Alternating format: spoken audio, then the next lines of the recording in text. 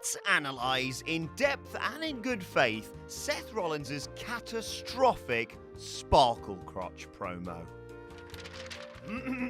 You know, Chris, if you're going to put something on that list, why don't you start with that terrible scarf of yours? While I'm looking at you, you can add those rinky-dink tattoos on there, your tacky little haircut, your creepy moustache, and how about those trunks, Sparkle Crotch? Now, I've spent days on this, reading it, analysing it, workshopping it, and I've finally come to the conclusion that it was funny because Chris Jericho looked gay, you see.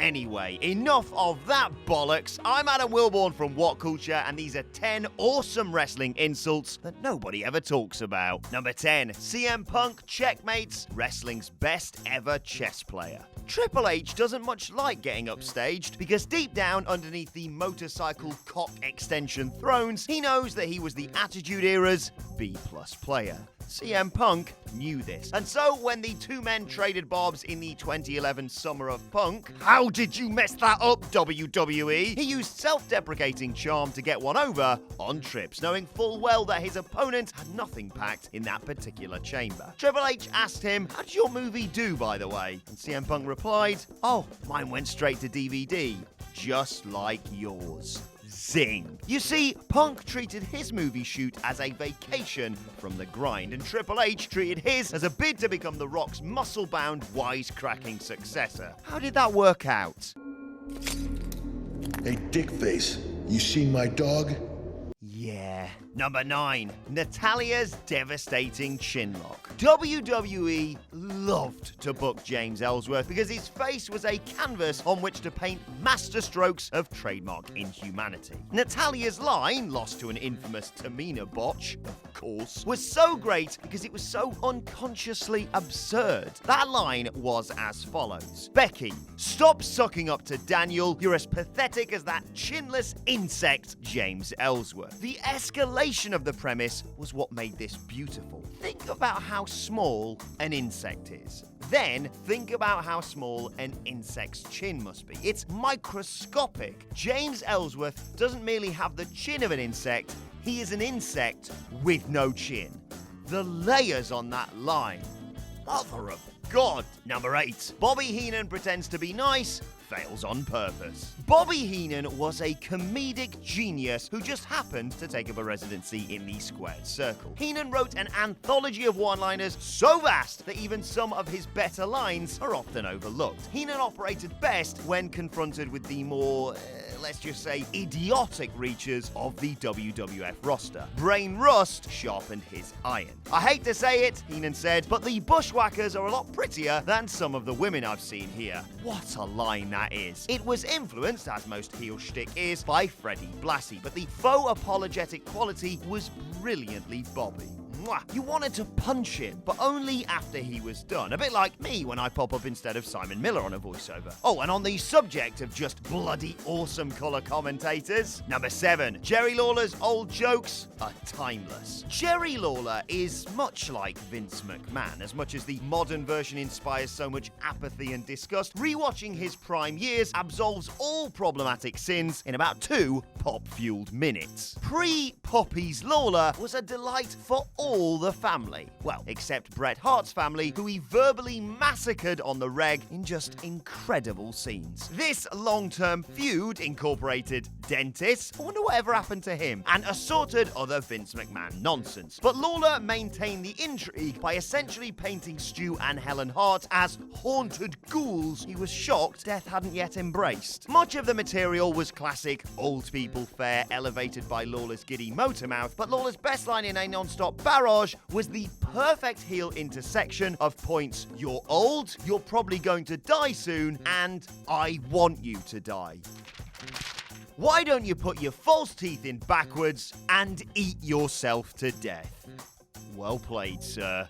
Number 6, Shawn Michaels uses more than words. As part of their strange, fascinating, and ultimately toxic adapted shoot of 1997, Vince McMahon, sensing a shift in the wider narrative, encouraged both men, Hart and Michaels, to lay into each other on TV. Bret was the first victim of this cutthroat era because his earnest heroism and inability to spar on the mic undid him. Michaels sensed this. Hart's lack of cool was blood in the water. water. And on October 6, 1997, Hart failed to match Shawn in his element. Shawn, in his grating, mock-friendly way, said to Vince McMahon, "You were an ass long before I made one out of you." Bret tried to interrupt before Shawn comprehensively framed him as a tiresome, self-important man out of time. "Yes, Bret Hart," he said. Shawn's delivery was so exhausted in its lack of patience, so withering in its "not this knobhead again" tone, that it ruined Bret. Number 5. Bob Holly drives the stake through Gangrel's heart. Bob Holly was a comedy genius. He once threatened to break that little head Michael Cole's ass in half. Oh, that felt good. And if you'd popped anywhere near the vicinity of him, he'd probably look at you sideways and wonder what the hell you were laughing at, you little pube. Gangrel, bless him, was not capable of returning fire. Bob Holly pelted the hapless vampire with verbal garlic. In trying to determine his super heavyweight suitability in 1999, Holly asked Gangrel to climb on his cousin's scales. Not politely either, saying, "Hey Dracula, how about you, you fat bastard?" Time of death. About 20 minutes before the war zone. This brutal insult held up a mirror to Gangrel, and ruining the aura of the gimmick in about 3 seconds, showed his reflection as a cosplayer not quite in the best shape. Gangrel is a rare wrestling nice guy too, making this, well, all the funnier. Number 4. The Rock tells it like it is. Vince McMahon was, understatement alert, not best pleased upon witnessing the version of Paul White who entered through Titan Towers. Significantly less lean than the giant who'd starred in WCW, the Big Show cut an abject figure out there. He looked more lazy and timid than imposing. The Rock smelled this too. Inhaling the inspiration, he exhaled over Show's aura and stigmatized him as a failure. Rock was a merciless and hilarious shovel of a performer. The most selfless headline act ever in the ring, he was nonetheless a bit of a bastard with a mic in his hand. As Rock saw it, he had a few rounds of ammunition with which to gun down his new competition. He could poke fun at his acromegaly, or maybe his latter reputation as a crap worker, or perhaps his undisciplined lifestyle choices. Or better yet, he could deliver all three in one classic, charismatic package. Let The Rock tell you something, you overgrown 500-pound bag of monkey crap.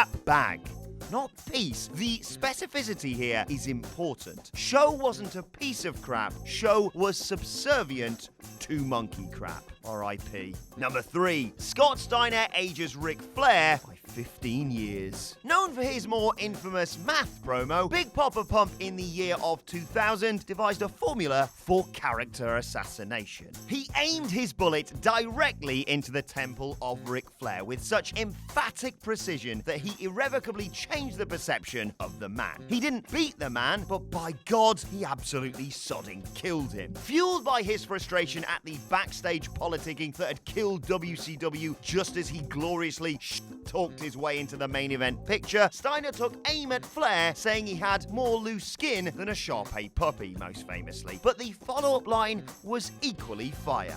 He's supposed to be the limousine-riding, jet-flying son of a gun, but I'm saying one time you should have took a cab and used that money to fix your crooked yellow teeth. Number 2. The Big Boss Man's perfectly dumb delivery. The Big Boss Man was funny because he was so despicable. The guy cooked dogs. He laughed at people whose daddies had died. This wasn't main event material because it was so witless, but something about the performer's boneheaded Deep South delivery made it sore. When the British Bulldog returned to WWF screens in 1999, Boss Man was pissed off. He felt that he deserved a crack at the WWF title. In fact, he felt the Bulldog was stupid to even put himself forward, an opinion he voiced with a glorious, booming dumbass. But the thing was, it was better than that. In that wonderful voice of his, he called the British Bulldog a dumbass. So belligerent and unaware of its cell phone hypocrisy, this quintessential stupidity was the closest WWE ever got to the winning dumbassery of Homer Simpson. Number 1. The one woman Ric Flair wouldn't sleep with. Scott Steiner tried to kill Ric Flair in 2000. You can't kill that which is immortal. Ric Flair's promo games throughout the 80s was just incredible, untouchable. Never before or since has a pro wrestler presented himself as the coolest, funniest, and most charismatic guy on the planet. Holding his ever-present world's heavyweight title, Flair unleashed a berserk torrent of quotable gold. Flair sold a luxury men's catalogue with the zeal of a preacher. Only you couldn't afford it. He screamed of lizard shoes and Rolex watches as he sold you on his epic one-hour title fights. In this particular promo, he rinsed Ronnie Garvin's championship aptitude. What would happen if Ronnie Garvin became world champion? What would you do, Garvin? Would you ride down the road with that golden retriever you called a woman? Jesus Christ! Ric Flair buried Ronnie Garvin as a dog nonce because he was so apoplectic at the notion of a blue-collar guy becoming the man. This wasn't just seminal comedy, it reinforced the prestige of the belt, the man that wore it, and antagonized Garvin into a brutal remonstration. 10 pounds of pro wrestling gold. And that's our list. Did we miss any out? Let us know in the comment section below, and don't forget to like, share, and subscribe. And make sure you subscribe to What Culture Wrestling wherever you get your podcast from for daily wrestling podcasts. Thanks for watching. I've been Adam from What Culture. I'll see you soon.